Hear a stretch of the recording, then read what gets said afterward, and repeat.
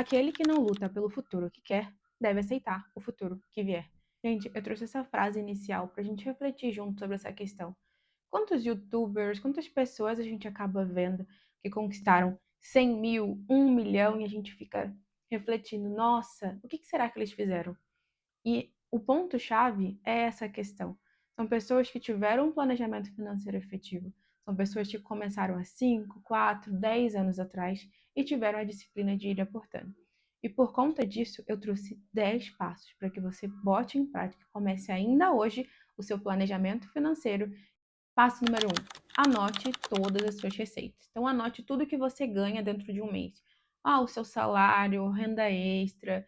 Então, assim, se você é uma pessoa que não é uma CLT, né, seu empreendedor que não tem um salário fixo, anota a média dos últimos 12 meses para você ter uma noção realmente do quanto você consegue ter de dinheiro para gastar mês a mês.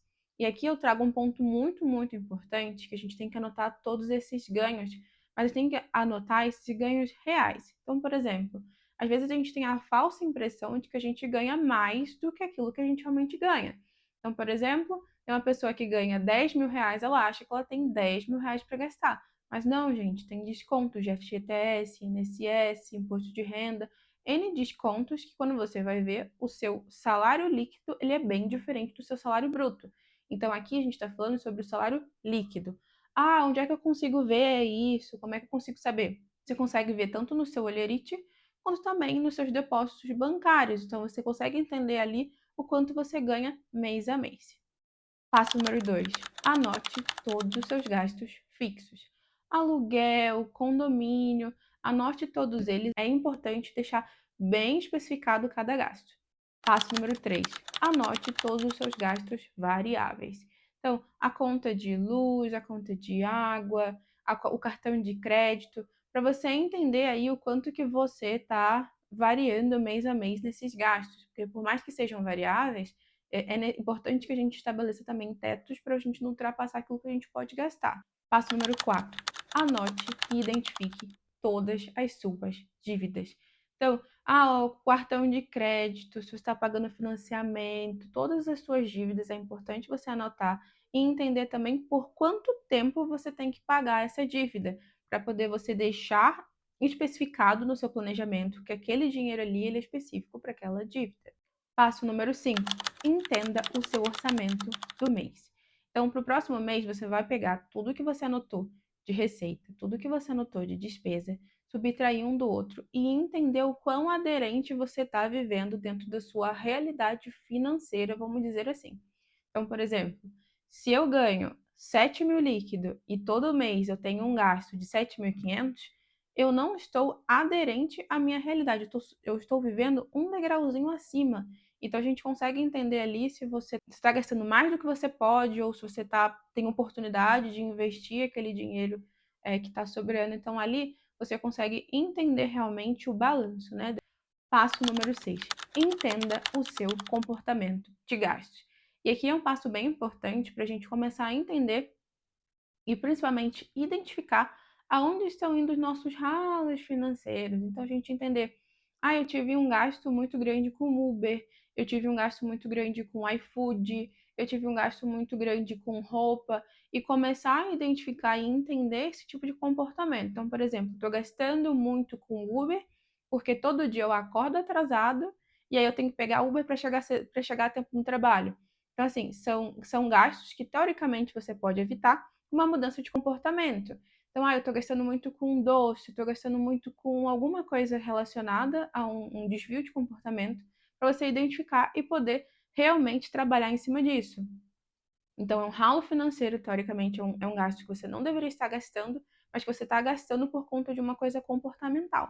Passo número 7. Encontre uma metodologia que seja aderente à sua realidade. E aqui nesse passo, a gente vai estar realmente entendendo o quanto a gente vai definir para o nosso teto de gasto de acordo com cada tipo de despesa. Então, por exemplo, tem muita gente que defende a divisão dos 50, 30, 20. Tem gente que defende que tem que ser 60, 20, 20.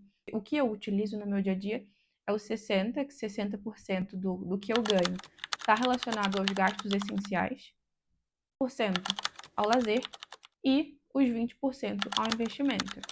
É muito importante você entender aí a sua metodologia e entender o quanto ela adequa à sua realidade. Então, o quanto você ganha, o quanto realmente você poderia gastar ali dentro. Então, se eu tenho um gasto fixo total que vai dar 70% e eu estou botando que eu vou gastar 60%, então eu tenho que começar a entender, eu consigo economizar? O que eu consigo fazer para poder realmente fazer com que isso seja aderente a essa nova metodologia que eu quero aplicar? Além disso, é muito importante. Gente, isso aqui é a chave para um planejamento financeiro efetivo. Seja realista. Não traga um planejamento financeiro totalmente irreal do que você vai poder aplicar. Então, por exemplo, tem gente que nunca conseguiu economizar R$ 1, nunca fez um planejamento financeiro. E aí começa o planejamento financeiro, onde a pessoa diz que ela vai viver com 50% do salário e os outros 50% inteiro ela vai acabar investindo, ela não vai ter lazer, ela não vai separar do lazer, não vai separar de nada. Gente, isso acaba não funcionando. O planejamento financeiro, ele não é um sprint, ele é uma corrida, é uma coisa de longo prazo, é uma coisa que você vai ter que levar para a sua vida inteira, para poder você estar sempre organizado. É muito importante que a gente tenha uma porcentagem dividida para o nosso lazer, porque a gente está aqui para uma jornada. É importante a gente pensar no futuro, mas também é importante que a gente aproveite o nosso presente.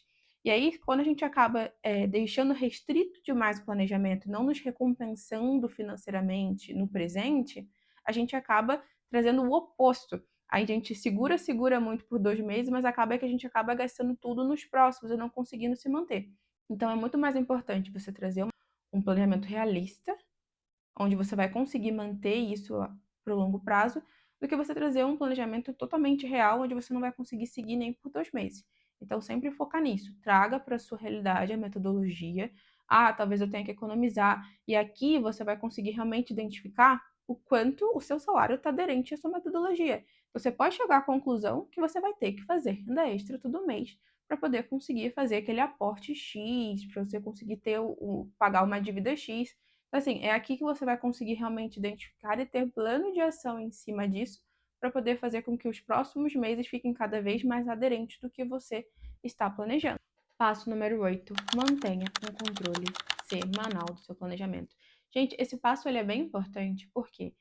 Porque ali você vai conseguir entender o que aconteceu durante a sua semana, se você conseguiu realmente manter tudo certinho, se acabou escapando alguma coisa, se você teve um imprevisto. E ali você consegue controlar. E quando você faz esse controle semanal, você consegue realmente entender aonde você vai enxugar, o que você precisa fazer. Porque às vezes você faz um planejamento, aí você só vai ver de novo daqui a 2 meses. E quando você vai ver, você teve um gasto muito maior do que você achou. E aí você não consegue realmente reestruturar o seu planejamento para que ele acabe se aderindo ao que você quer. Então é muito importante que você faça o planejamento semanal para você pegar e se controlando, conseguir ir entendendo o que está acontecendo com o seu planejamento, com o seu dinheiro, e consiga ir direcionando ou recalculando rota caso seja necessário. Passo número 9: tenha os seus porquês muito bem definidos. Gente, não é porque você tem um planejamento financeiro lindo e maravilhoso que vai ser fácil. Uma pessoa, ela está acostumada a gastar todo o dinheiro que ela ganha e do nada ela fala que ela vai gastar somente 30%.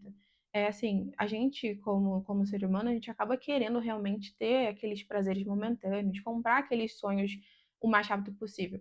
Só que é muito importante que a gente tenha em mente sempre o porquê a gente está fazendo isso. A gente não quer ter imprevisto aqui, você está comprando não só a sua liberdade lá na frente, mas a sua paz também. Porque quando a gente está falando que a gente tem 5, tem 1.000, 5.000, 20.000 guardados, investidos, que a gente tem uma reserva de emergência, a gente fica tranquilo, mais tranquilo, porque a gente entende que se acontecer alguma coisa com a gente, inesperadamente, a gente consegue resolver. Então, se eu acabar ficando desempregado, se eu acabar tendo algum tipo de problema de saúde, se eu precisar fazer um investimento em casa de uma máquina de lavar que quebrou, eu vou ter esse dinheiro para poder realmente solucionar esse problema. E aí, quando a gente vive 100%, assim, tudo estreitinho com aquilo que a gente ganha, qualquer imprevisto acaba tirando a nossa paz, porque se a gente não tem uma reserva de emergência, a gente não tem o dinheiro guardado, a gente perde até o sono. Como que eu vou pagar essa dívida? Como que eu vou fazer para pagar essa dívida? Como que eu vou fazer para solucionar esse problema? Então, assim, não é só para você investir e ter a sua liberdade financeira no futuro. É para você também ter paz no presente. É para você começar a viver mais tranquilamente. E aí entra o passo número 10. Passo número 10. Torne isso um hábito que você goste. Então, como eu já falei, a gente vai ter que fazer isso semanalmente, pelo resto da vida, teoricamente. Então, assim, torne isso o mais prazeroso possível. Então, faça com que, por exemplo, se você gosta de desenhar, pega um caderno, desenha as tabelinhas, desenha tudo, pinta, bota canetinha. Ah, se você gosta muito de Excel, faça gráficos, brinque com os números. Porque, assim, quando a gente fala de começo de investimento, a gente começa ganhando muito pouco. Então, por exemplo, eu investi esse mês, eu ganhei R$ 20. A gente fala, nossa, é muito pouco. Mas quando você começa a fazer os cálculos de quanto você vai ganhar daqui a 1 ano, 2 anos, 3 anos, nossa, eu vou estar ganhando 2.000 daqui a 5 anos. É muito legal e isso faz com que você ganhe força e realmente continuar mantendo esse planejamento financeiro, continuar com esse hábito. E é um hábito muito saudável, porque ali você não só entende sobre a questão da finança, mas você começa a se entender também. Por que eu estou gastando tanto nisso? Estou compensando alguma outra coisa? Será que eu não preciso rever isso? Será que eu realmente preciso ter esse tipo de gasto? Preciso ter essa quantidade de passivo? Então, assim, ali você consegue entender melhor sobre essas questões. Tem muita gente que transforma isso em desafio, então manda para um amigo e fala: vamos ver quem consegue fazer o melhor planejamento mais aderente, quem consegue juntar mais dinheiro, quem consegue fazer mais renda extra. Então, assim, torne isso prazeroso. E se você gostou desse vídeo, não esquece de curtir, compartilhar e manda para aquele amigo seu que você quer fazer esse desafio com ele. Vamos ver quem é que acaba ganhando. Deixa aqui nos comentários o como você faz o seu planejamento financeiro.